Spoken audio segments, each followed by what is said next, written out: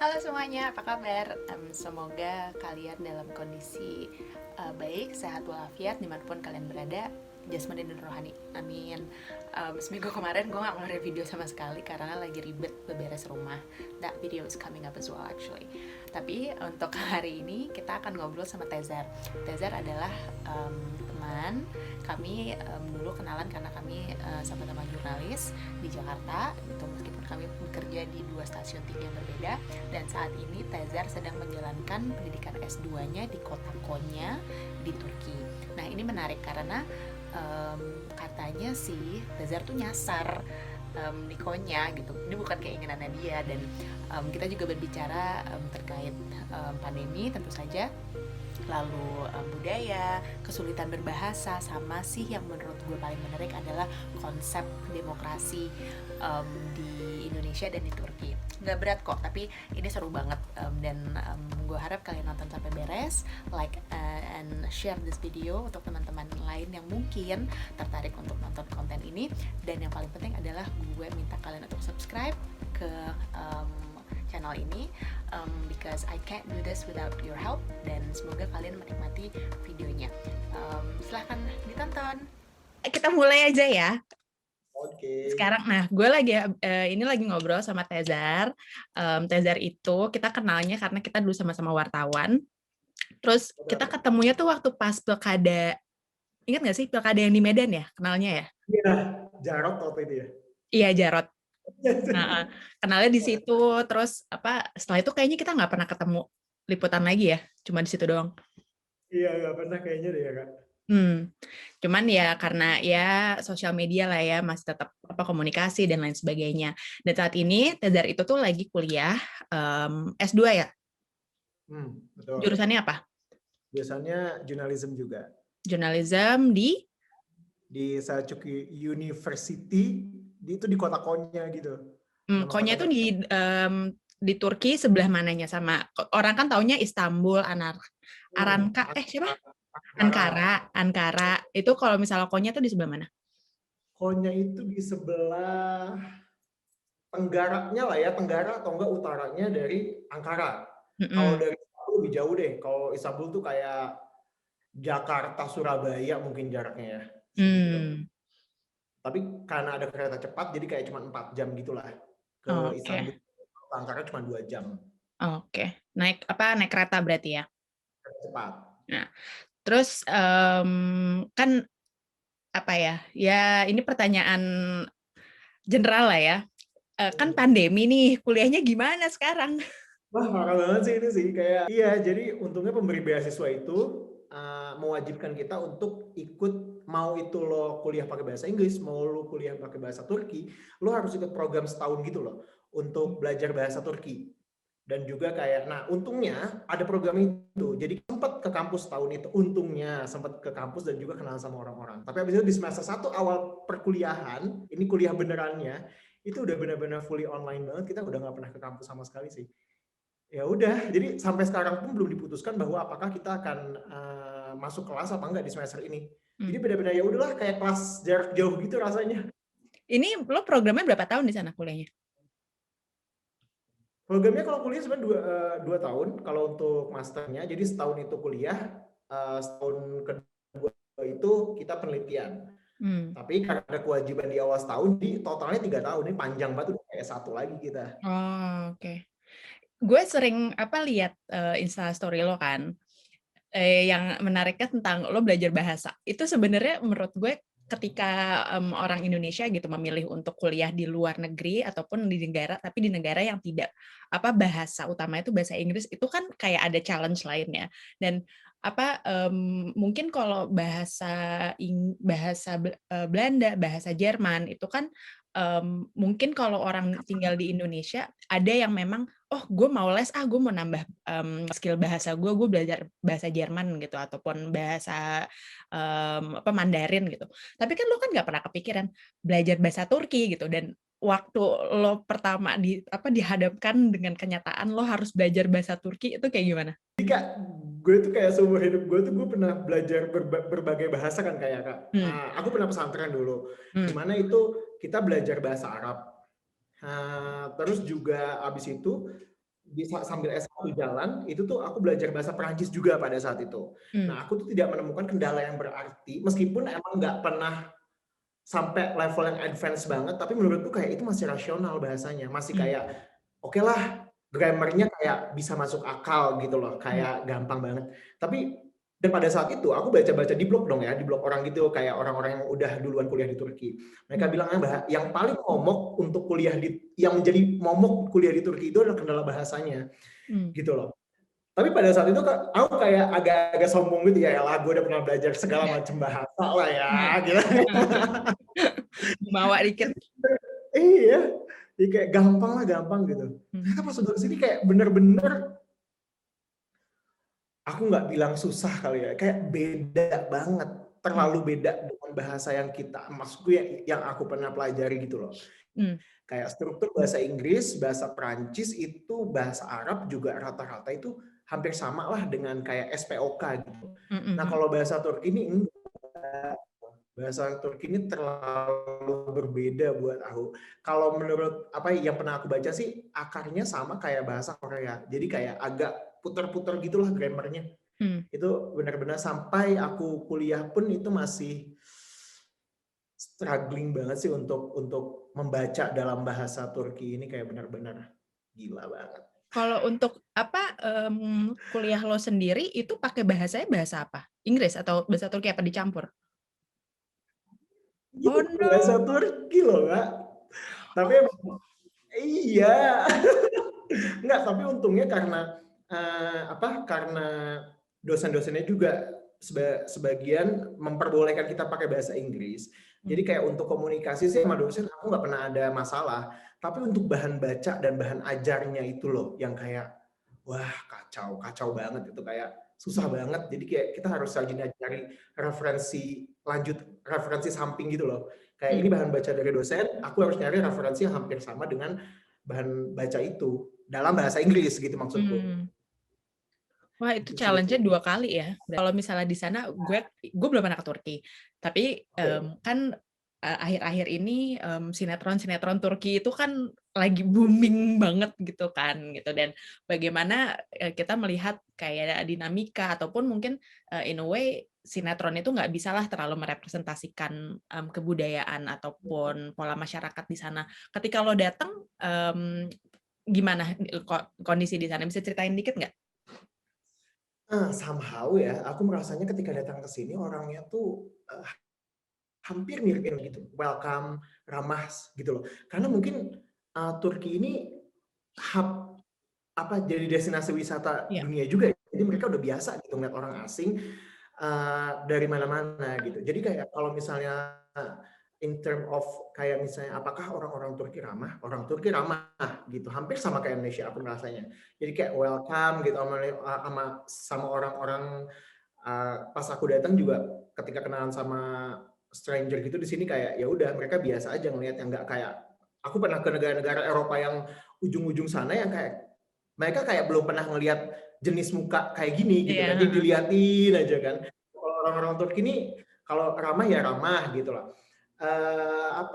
Cuman emang yang aku agak kaget itu adalah bahwa dalam membicarakan politik itu harus sangat berhati-hati di sini, gitu sih.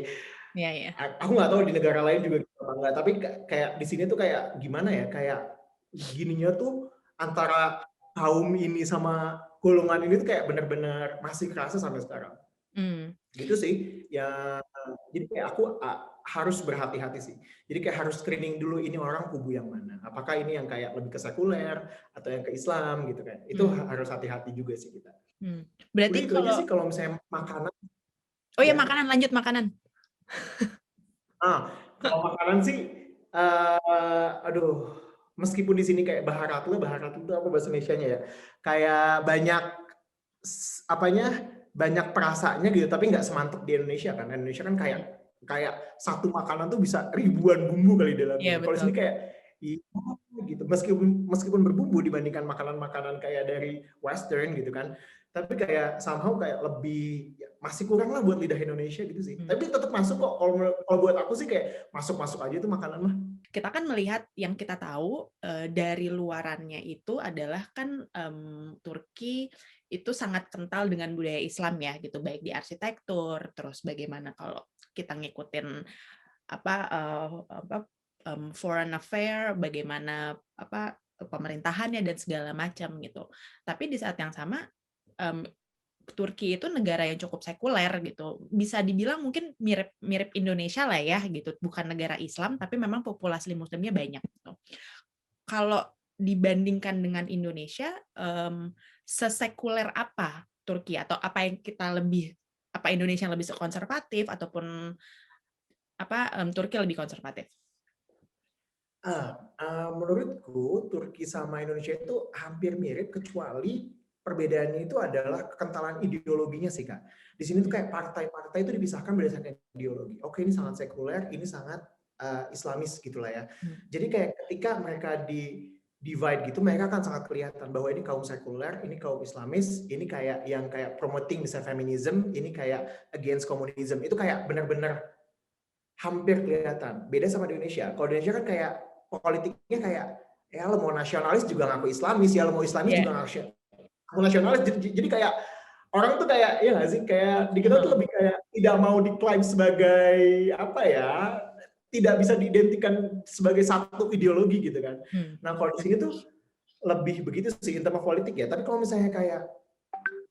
misalnya soal apakah di sini itu kayak kegiatan beribadahnya gitu kan. Soalnya banyak banget informasi-informasi di Indonesia itu kayak ada mislead gitu loh. Misalnya kayak Turki karena dulu dia Nana Ottoman gitu kan, maka dia Nana gitu kan. Konya ini adalah tempatku tinggal. Itu sebelum aku datang ke sini aku tahu banget bahwa Konya itu adalah the most conservative city in Turkey. Disebutnya gitu. Pada saat itu bayanganku kayak Aceh lah gitu ya. Aceh yang Islamis banget gitu lah. Ternyata pas datang ke sini the most conservative city-nya aja kita bisa ngelihat orang ciuman di jalanan, di taman, itu bisa gitu loh. Kayak orang mesra-mesraan pakai kerudung di taman gitu kan, lendot-lendotan gitu. Itu sangat gimana ya? Itu kayak biasa gitu. Biasa. Jadi kayak aku nggak tahu maksudnya kayak konservatif di sini tuh kayak seapa gitu loh. Kalau banyak kerudung benar. Emang ini adalah kota yang paling banyak menggunakan populasi pengguna kerudungnya dibandingkan kota-kota kayak Ankara. Ankara kan kayak kesan sekulernya itu masih kental. Izmir juga kayak kesan sekulernya sangat kental. Ketika kita ke sana ketika aku ke sana ke kota Izmir itu kayak dikit banget yang pakai kerudung dibandingkan Konya kayak hampir semua orang pakai kerudung di sini. Gitu sih. Tapi kalau untuk kayak kalau misalnya untuk pergaulan sih menurutku ya gimana ya, di Indonesia apa di sini lebih terbuka di sini mungkin ya. Kalau secara masyarakatnya sendiri mereka diverse nggak? Atau kan gue selalu bilang sama suami gue, lo tuh di Jakarta tuh susah banget nyari bule dan ini di Jakarta loh gitu. Nah kan, jadi gue nggak kaget ketika banyak mungkin masyarakat yang tidak familiar dengan konsep ngeliat bule tuh kayak banget.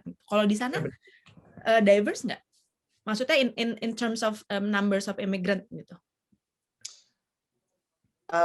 Kalau ngomongin diverse itu aku agak kurang tahu tepatnya ya Kak. Tapi kalau misalnya karena mereka hub buat pariwisata kali ya. Jadi kayak orang dari mana-mana tuh ada gitu loh. Tapi kalau misalnya imigran in term of apakah kemudian expat gitu kan kalau kita nyebutnya. Sepenglihatannya aja. Ya, kalau expat kayak itu jarang banget karena emang karena mungkin di kotaku sendiri itu bukan kota bisnis, jadi aku nggak lihat banyak expat. Tapi kalau misalnya international student itu banyak banget dari Arab lah, dari Asia Tengah gitu, dari Rusia sana, kalau dari Eropa mungkin bisa dihitung jari ya. Gitu sih. Kalau misalnya international student-nya kayak diverse, tapi kalau misalnya kayak masyarakatnya kayak apa, aku nggak terlalu tahu soal itu sih. Gitu sih. Kalau dengan kondisi lagi COVID gini berarti juga nggak banyak dong turis kan. Kemarin lo kan habis dari Istanbul tuh, gue lihat. Iya. Gimana kondisi di sana? Istanbul itu udah mulai rame, tapi menurutku aduh itu Istanbul dalam bentuk yang paling sempurna tuh sekarang sih menurutku sih. Istanbul tuh nggak pernah sepi. Aku kesana pertama kali, itu kayak itu chaos banget sih. Kayak orangnya tuh terlalu banyak gitu loh, terlalu banyak untuk kita naik tram aja tuh kayak potensi untuk duduknya itu susah banget gitu kan. Jadi kayak aku tuh nggak suka Istanbul pada saat itu, kayak aduh ini overrated banget sih, terlalu rame. Tapi kayak ketika corona ini sampai kayak blessing in disguise gitu loh Kak. Pas aku datang lagi kayak ini Istanbul, gue suka nih Istanbul. Kayak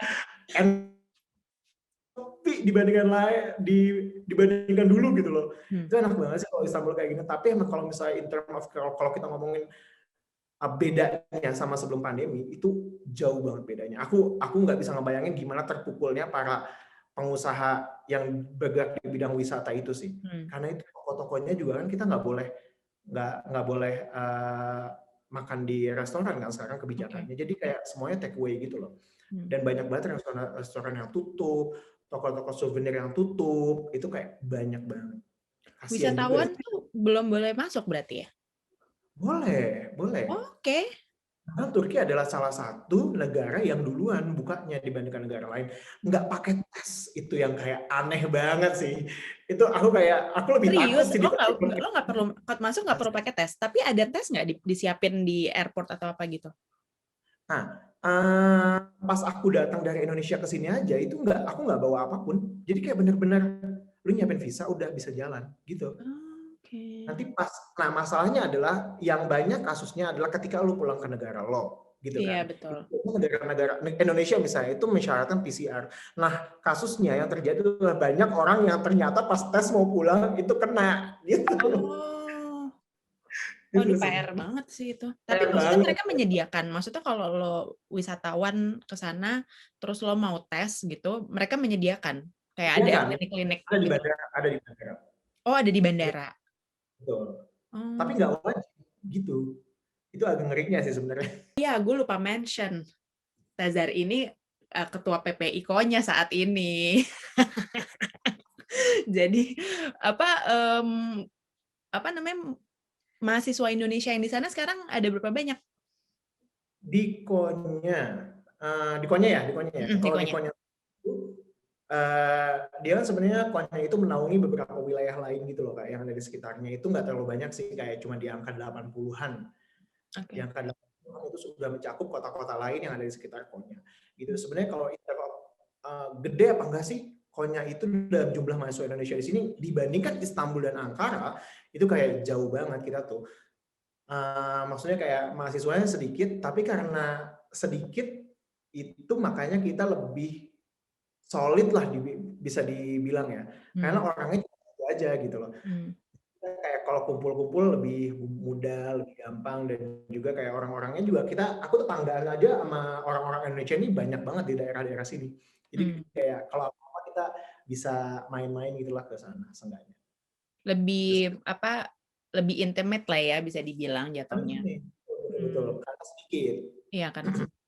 Terus kalau lagi kondisi kayak gini kan yang gue tahu PPI itu kan pasti bikin kegiatan gitu, maksudnya promosi budaya segala macam gitu.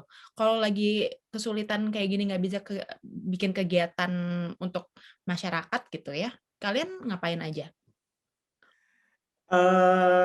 Iya benar banget sih, itu kayak kita agak terhambat di sisi bikin kegiatan gitu. Tadinya kita tuh tahun lalu tuh akan ngadain salah satu kayak acara kebudayaan lah, kita mau jadi ini kan lah ya, ambassador gitulah buat negara kita lah ya.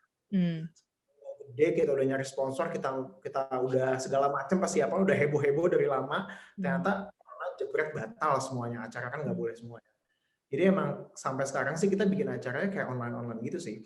Nah tapi yang aku sebenarnya agak fokus itu adalah karena aku merasakan sendiri ketika corona itu, aku merasakan kayak krisis identity gitu loh Kak. Kayak gue ngapain di sini gitu loh, kayak ini gue ngapain sih sebenarnya gitu loh. Tapi berasanya sampai kayak gitu ya, mungkin karena kita mikir kalau orang kuliah di luar negeri itu kan pasti selain kuliahnya sendiri, lo kan pengen merge in the society gitu, merasakan keluarnya, dan ketika lo tidak bisa menjalani itu pasti kan kayak, ya sih gue nggak ngebayang gitu. Aduh ngapain gue sini jauh-jauh, gue kuliah dari rumah juga gitu. Bener banget, bahkan maksudnya kayak gini loh, menurutku salah satu salah satu alasan kenapa kuliah di Turki itu bukan semata-mata karena kita mau mencari ilmu di kampus. Karena kalau nyari ilmu mah di internet juga sama, kita baca buku juga bukunya akan sama dengan apa yang kita pelajari di kelas gitu loh. Tapi kan bagaimana kita berdiskusi, bagaimana kita ketemu orang lain dari sudut pandang yang lain, bagaimana misalnya contoh lah, kita kan nggak pernah tahu kayak konteks bagaimana kita memahami misalnya dalam pelajaran yang kemarin aku pelajari demokrasi dalam yang kita percaya, yang percayai dengan demokrasi yang dipercayai oleh orang-orang Arab atau orang-orang Asia Tengah itu kan konsepnya sangat berbeda ya. Nah itu sih maksud kayak ketika kita belajar online itu tuh yang kurang aku dapatkan adalah kayak gitu sih. Jadi emang aku ada masa-masa di mana kayak aduh ngapain banget nih kuliah udah kayak kuliah jarak jauh kelas karyawan kalau gini caranya ya. Durasinya tuh kayak cuma sejam, kuliah tuh yang harusnya kayak bisa sampai 2,5 jam, 3 jam gitu kan.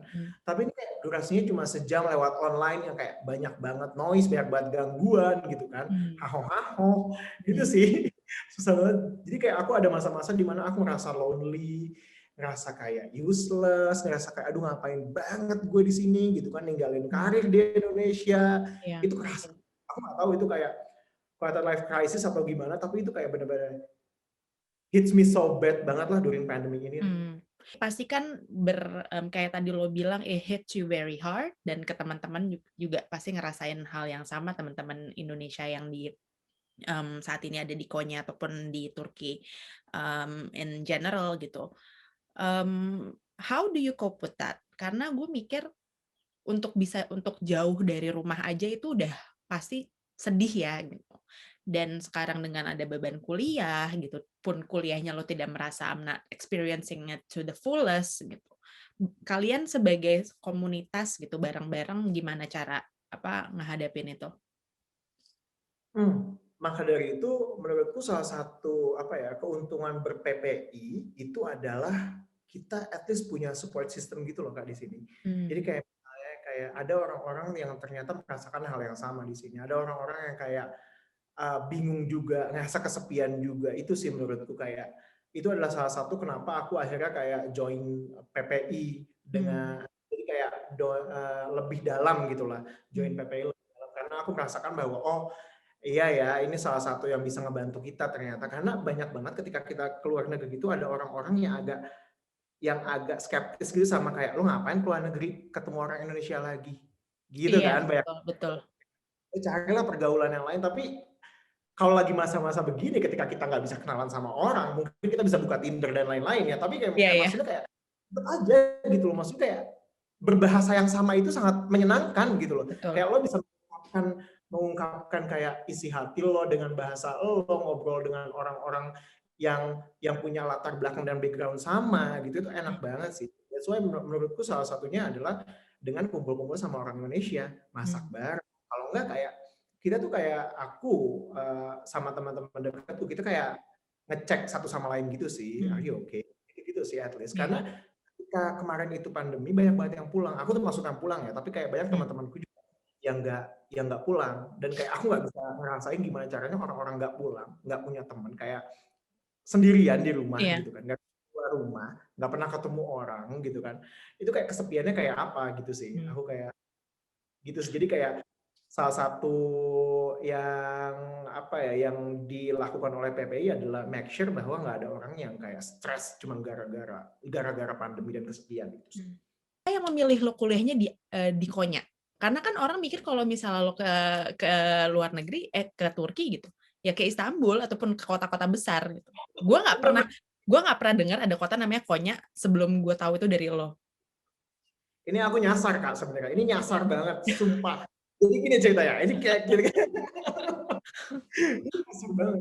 Jadi aku udah 5 tahun kerja. Itu setelah beberapa tahun kan kita akan ngerasa kayak lu bosen banget nih mau ngapain ya gitu loh, kayak ada masa dimana kita ngerasa aduh stagnan nih, gue nggak dapat apa-apa, gue kayak robot kerja datang ke kantor selesai pulang gitu aja kan. Akhirnya gue nggak bisa gini terus nih. Oke, gue apply beasiswa yang pertama kali buka adalah beasiswa pemerintah Turki. Aku nggak niat apapun pada saat itu, kayak aku mau, dan nggak mensyaratkan TOEFL yang gede, bahkan nggak mensyaratkan TOEFL atau IELTS. dia Oh, tuh. wow. Ini benar-benar kayak program buang-buang, kita bilang kayak program buang-buang duit sambil kayak apa ya, sambil kayak promoting budaya gitu loh. Mereka tuh ada misi Oke. gitu. Set aku apply, ini mantap banget lo, dikasih tiket, lo dikasih uang jajan, lo dikasih tempat tinggal. Kalau nggak lo dikasih duit buat akomodasi, lo dikasih kuliah gratis gitu kan, kayak Ini full berarti lo full scholarship semuanya. Wow. kalau mereka klaimnya the most comprehensive scholarship in the world gitu lah. Mau ngalahin Chevening sama Erasmus gitu. Terus aku apply, jedrek, udah kayak apply, ada wawancara aku ikutin, dapet. Nah, salah satu dan mereka tuh enaknya adalah kita udah langsung dipilihin kuliah, dia udah langsung dipilihin kampus, Kak. Jadi kita bener-bener kayak apply udah dapat semua gitu langsung. Jadi Oh, nggak jadi usah lo bukan lo yang milih kampusnya. Jadi lo jadi kayak gini bisa. nih. Tapi kalau memilih bisa.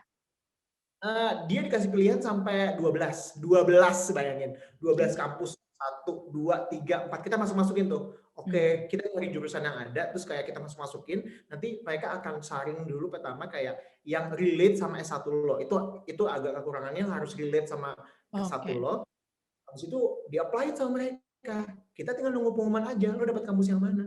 Ya udah, akhirnya dapatlah di Konya. Aku juga nggak pernah tahu Konya itu apaan gitu kan. Gitu. Iya, aku googling. Ini sedikit banget informasi tentang Konya. Yang aku tahu dari Google itu bahwa Konya itu adalah tempat makamnya Jalaluddin Rumi. Kamu tahu Rumi kan? Oke. Ya udah, akhirnya kayak ambil apa enggak ya? Aku ragu banget sih pada saat itu, ini ambil apa enggak ya? Gitu kan. Sama Turki juga gitu. Jadi kayak lo kuliah ke Turki pada saat itu kan mikirnya gitu kan. Sampai sekarang juga aku kayak gitu kan. Ya udah, akhirnya dengan segala pertimbangan, kata orang tua oke, ya udahlah, daripada aku kayak ngerasa gimana juga kan, pas kerja juga aku tidak lagi demotivasi pada saat itu, jadi kayak udahlah kuliah dulu aja, break gitu, ambil break gitu. Jadi aku juga nyasar. Jadi kalau ditanya kenapa ke Konya, ya nggak tahu. Yang dapat beasiswa yang sama ini orang Indonesia ada berapa banyak? Setiap tahunnya itu bisa 40 sampai 80, tapi kebanyakan S1. Nah itu dia enaknya adalah provide beasiswa S1. Itu jarang banget loh ada beasiswa S1 di dunia ini. Biasanya kayak orang tuh ngarangnya S2 langsung karena fokus penelitian gitu kan. Iya, betul.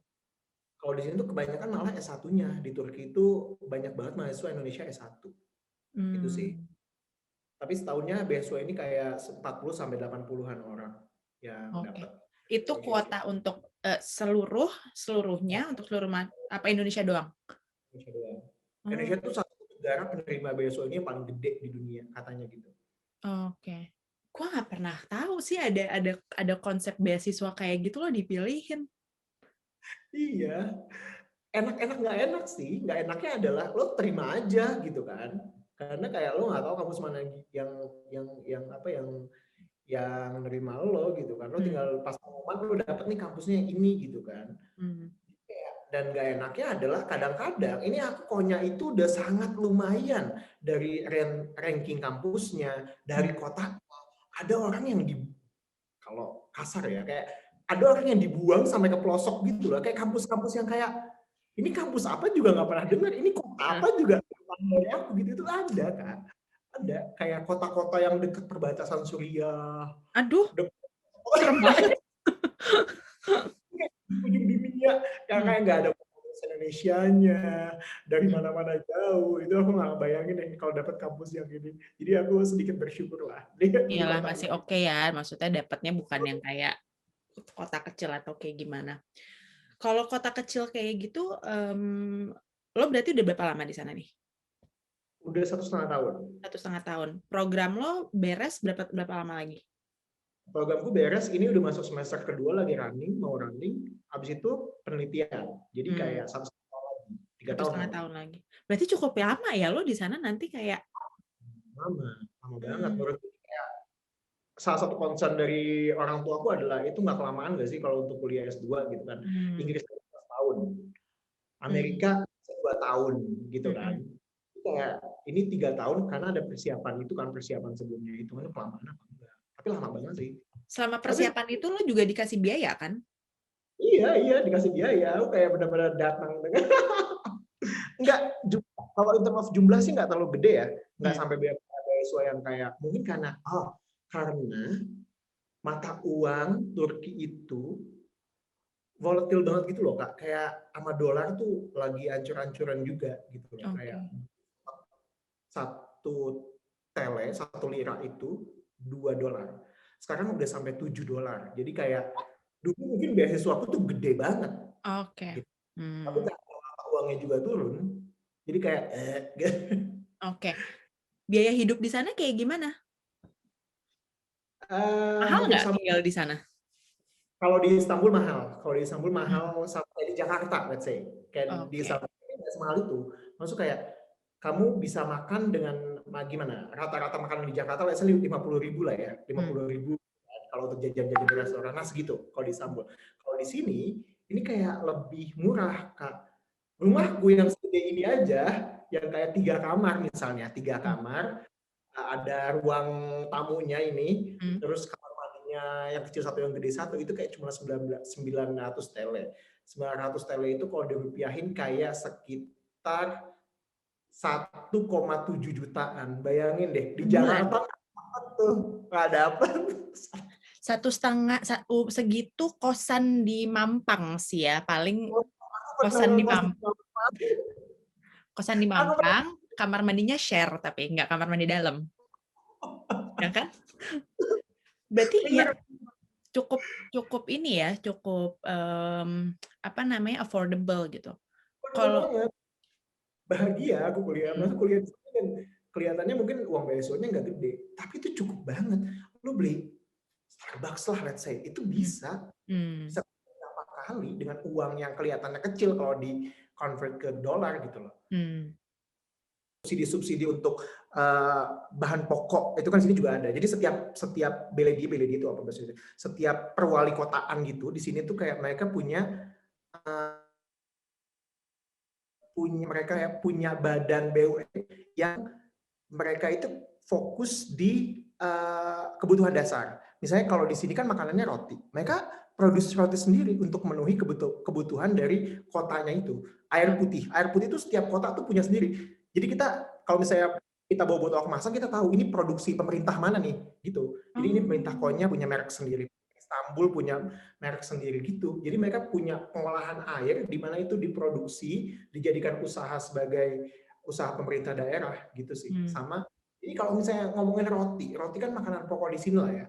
Itu super murah di sini. Super murah. Makanya kalau misalnya karena saking super murahnya banyak orang ngebuang-buang roti di sini tuh gitu sih. Oke. Luar ataupun ya di luar dari kemudahan-kemudahan yang diberikan oleh pemerintah itu, lo betah nggak di sana? Dia tidak melihat masa depanku di sini sih Kak sebenarnya. Sama. Ya, jadi kayak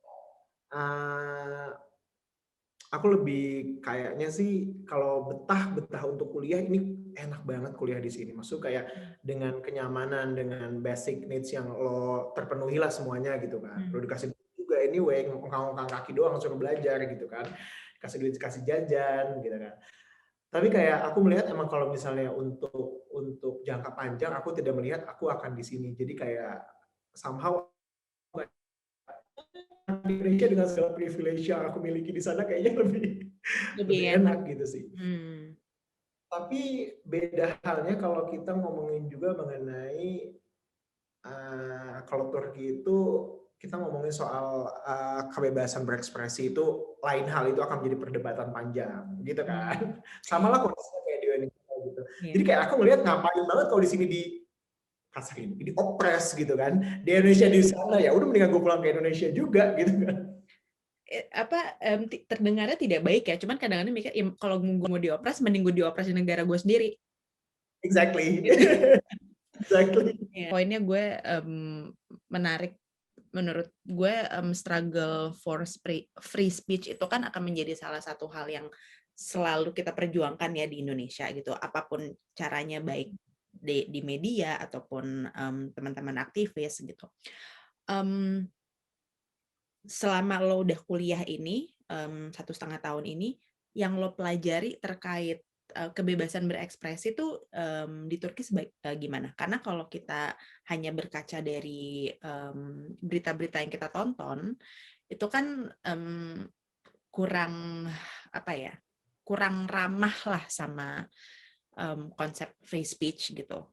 Kalau di Turki. Sepenglihatan lo dan apa yang setelah lo pelajari selama ini, apa yang lo temukan? Kebebasan berekspresi ya.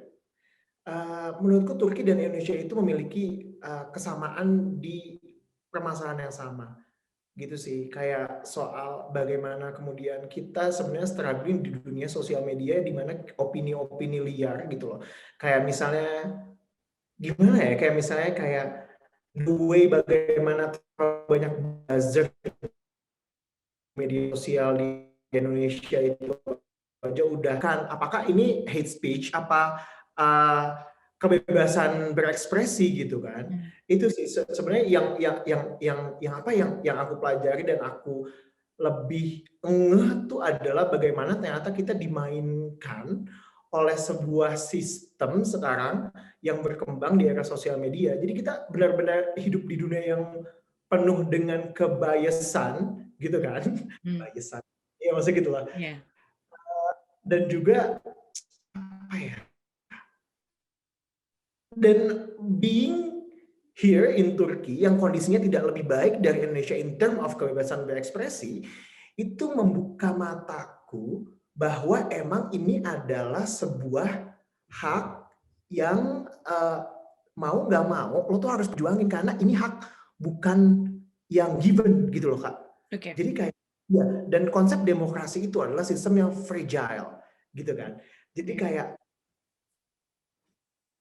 negara-negara yang demokrasi dan menjadi tidak demokrasi ternyata dalam sejarahnya itu tidak langsung habek gitu loh Kak.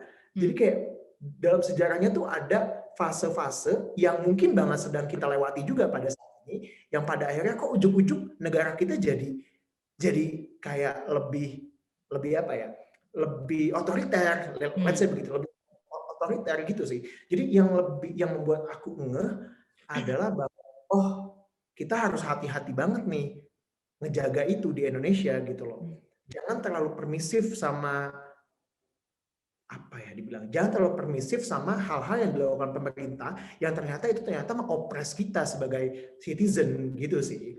Itu yang aku pelajari, yang aku kayak ngeh lebih matang di sini. Karena di Indonesia, jujur aja, being a journalist, seidealis apapun kita, gitu kan, kadang-kadang kita tuh nggak bisa merubah apapun, karena iya kan, karena ternyata dari atas-atas kita pun itu udah menjadi bagian dari sistem elit itu, gitu sih. Itu yang aku sadari sih di sini sih, kayak oh iya benar gitu. Jadi agak lebih bimbang sekarang kondisinya, apakah nanti gue pulang ke Indonesia akan jadi jurnalis apa enggak, Nah, gitu sebenarnya. gue baru mau nanya, lo balik mau jadi wartawan lagi apa enggak gitu? Iya, aku kayak melihat bahwa jadi gitu loh, jadi kayak yang aku sedih itu selama ini adalah jangan-jangan gue selama ini cuma menjadi agen-agen doang, agen-agen dari elit, agen-agen pemerintah gitu, agen-agen apa ya, para pemegang kekuasaan gitu loh. Aku khawatirnya aku begitu. That's why kalau misalnya sekarang kayak mikir apakah gue akan kembali ke jadi wartawan lagi, jadi jurnalis lagi, itu aku berpikir dua kali sih sebenarnya sih. Kayak apalagi yang gue perjuangkan gitu, ketika misalnya emang media itu bukan, ketika misalnya institusi itu juga sudah bagian dari sistem gitu sih. Iklim media Jadi di sana kayak masih bagaimana? Kalau lo bandingin sama ya tanpa harus kita menyebutkan ya, kita tahu nih apa istilahnya rahasia dapur kita tuh seperti apa gitu kan, meskipun dulu kita kerja di TV yang berbeda, across the board hampir sama lah semuanya ya gitu. Lo bagaimana melihat iklim media di sana? wah, lebih parah kalau dibilang tuh jangan sampai Indonesia sampai kayak di sini. Oh gitu ya. Kenapa? Kita bicara mengenai konglomerasi lah ya, konglomerasi media dan juga mengenai oligopoli gitu lah ya. Di media yang cuma dimiliki segelintir orang, itu juga sangat terjadi di sini. Dan yang lebih parah adalah ada beberapa kasus media ini dipaksa untuk menjual medianya kepada tangan-tangan yang dimiliki oleh pemerintah. Itu yang aku tahu. Gitu sih, Clara. Jadi kayak gimana ya? Mungkin itu apa ya? Mungkin itu kayak ini kali ya, nature dari orang yang punya kekuasaan kali ya, ingin menguasai sektor-sektor itu gitu loh. Jadi kayak menurutku kalau misalnya in terms of kebebasan pers di sini, media di sini, lebih parah dari Indonesia sih. Isinya benar-benar kayak, aku nggak bilang semua, tapi kayak kebanyakan tuh kayak propaganda. Aduh, kasar banget sih bilangnya. Tapi kayak kalau bilang tuh kayak bener-bener pro pemerintahnya kotor banget gitu loh. Pro pemerintahnya tuh kayak apa sih lu baca tuh kayak kita di Indonesia kan ya kita baca kayak enak banget gitu kan kayak ini apa sih ini isinya propaganda semua gitu ya sama di sini juga gitu Apa sih. mereka seterbuka itu? Maksudnya kan Kotor itulah ya. kita masih punya opsi kan ya gitu. Ada yang leaning towards pemerintah, ada yang memang leaning towards oposisi gitu. Ada juga yang netral gitu. Meskipun gue nggak suka nggak suka itu terminologi netral itu ya, karena menurut gue media itu harusnya tidak netral gitu. Tapi ya sudahlah. Yang apa yang lo tonton di TV setiap hari itu memang setiap hari seperti itu, kayak pro pemerintah yang lebih condong kepada propaganda yang kayak tadi lo bilang. Aku nggak pernah nonton TV sih, tapi kalau misalnya aku baca media-media online-nya itu hampir semua menjadi corong-corong pemerintah gitu sih. Tapi ada tetap yang kritis beberapa gitu sih. Tapi itu nggak as huge as yang pro. Karena kayak dulu tuh ada yang aku baca, aku kan kayak belajar history mengenai pers mereka ya. Ada beberapa yang kayak bisa disebut kayak media yang lebih independen lah dibandingkan media. Dan itu pun sekarang udah dikuasai sama yang pegang power di sini, gitu sih. Turki juga tidak friendly terhadap jurnalis kan ya? Iya, itu. Kalau misalnya kita baca berita kan ini salah satu negara yang paling banyak memenjarakan jurnalis. Sedih gak sih? Kayak ngapain lo kuliah jurnalisme di Turki?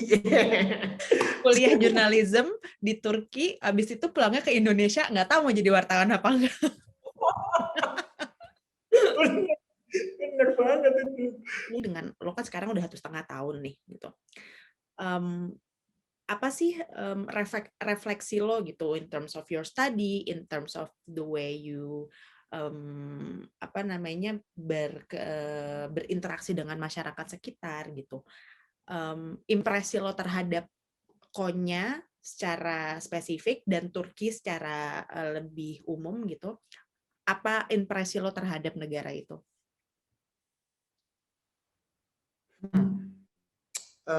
Kalau ngomongin impresi susah banget nih ya. Ini kayak complicated gitu jawabannya.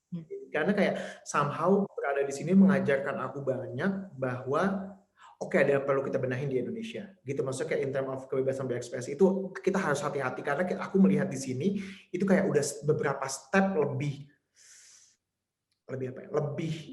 kok kayak kita ngomonginnya kalau misalnya kita berdemokrasi ini agak lebih bahaya di sini nih kondisinya gitu dibandingkan di Indonesia. Dan Indonesia kita masih bisa nyelamatin gitu lah. Itu yang aku lihat gitu bagaimana kita mengkomparasi gitu sih. Tapi somehow kalau aku pernah protes ketika temanku ngomong kalau misalnya being di Turki itu lebih terkesan berada di negara maju dibandingkan Indonesia. Aku in term of apa dulu gitu. Kalau misalnya kita ngomongin social security, mungkin mereka emang udah lebih oke lah dibandingkan di Indonesia. Tapi kalau misalnya kita ngomongin kebebasan berekspresi dan lain-lain, itu kayak jauh Indonesia lebih maju dibandingkan kita gitu kan. Dari Turki maksudnya, gitu sih. Jadi kayak mix banget sih aku kesan sama Turki ini sih. Di satu sisi tapi yang jelas adalah bagaimana kemudian being di luar negeri itu salah satu keunggulannya adalah kita bisa melihat Indonesia secara jauh. Gitu kan. Iya. Indonesia secara jauh kemudian kita bisa melihat secara besar gitu loh kondisi kita tuh gimana sih selama ini gitu kan, apa sih yang harus kita perbaiki, itu akan kelihatan banget ketika kita berada di negara orang lain gitu sih. Tapi kalau untuk impresi terhadap Turkinya ya aku nggak punya kesan yang gimana banget sebenarnya sama negara ini gitu kan. Kecuali emang itu kita harus hati-hati terjebak dalam sebuah sistem yang dibentuk para elit yang kemudian nanti membuat kita terperangkap di dalamnya gitu sih. Oke, gue punya pertanyaan terakhir buat lo. Ketika lo pulang nanti, apa yang mau lo lakukan sebagai seorang Tezar gitu? Apakah lo mau jadi wartawan lagi atau gimana? Dan apa hal terbesar yang akan lo bawa dari Turki dan yang lo harap bisa lo aplikasikan di Indonesia? Susah banget pertanyaannya nih, susah banget. Susah banget. Kalau untuk bicara apakah aku gini loh, gini. Aku tahu banget bahwa ada cinta yang besar terhadap Indonesia gitu. Ada kayak keinginan bahwa Indonesia tuh kayak bisa more than this lah gitu loh. In terms of, aku sangat concern sama demokrasi soalnya sih. Aku kayak pembela demokrasi lah ya gitu lah ya. Itu maksud kayak, dan aku yakin banget bahwa itu yang pengen banget aku perjuangkan untuk di Indonesia sih. Maksudku kayak, nah untuk mediumnya apa sampai sekarang juga aku kayak masih agak ragu apakah aku akan terjebak dalam sistem ketika nanti aku masuk ke dalam dunia media lagi gitu loh. Atau malah kita misalnya ngambil jalur aktivisme gitu loh, yang lain. Yang jelas sih maksudnya kayak ideologi itu masih ada gitu, kayak ambisi itu masih ada, passion itu masih ada untuk memperbaiki apa yang kita bisa perbaiki di Indonesia gitu. Tapi untuk mediumnya itu yang kayak masih To be confirmed ya. Atau malah nanti dalam beberapa tahun lagi aku malah kayak ya udahlah kita nggak bisa merubah apa-apa, ya udah ikutan gitu. Ya sih. Kan banyak yang akhirnya gitu kan. Iya. Dan mungkin itu gue salah satunya yang udah mepet banget nih. Kalau kasarnya line-nya udah di sini, udah istilah masuknya bodo amat gitu. Ini udah dekat banget gitu. Tapi ya nggak tahu lah gitu. Mungkin apapun bisa terjadi. But thank you.